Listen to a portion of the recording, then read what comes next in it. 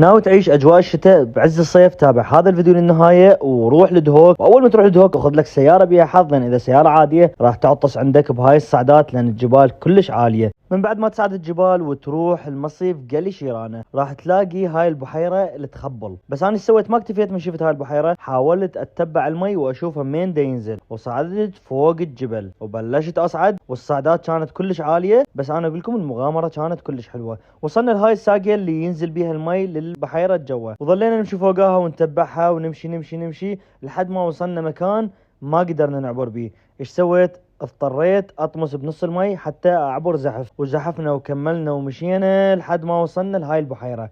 المكان كلش روعة ويستحق انه واحد يتعنى له. نقاوة المي شي ما ينوصف، وبرودة المي شي ما ينوصف، ولازم اول ما تروحون تسبحون بيه لان راح تطلع كل الطاقة السلبية اللي بداخلكم، راح تحسون بانتعاش شي فظيع. المكان صاير يبعد عن الدهوك تقريبا ساعة الى ساعة وربع. انصح الكل الزوره لان حلو ويستحق تتعنوا له. اكتبوا لي شنو اكثر المكانات اللي تحبون تروحوا لها حتى اصور لكم اياها.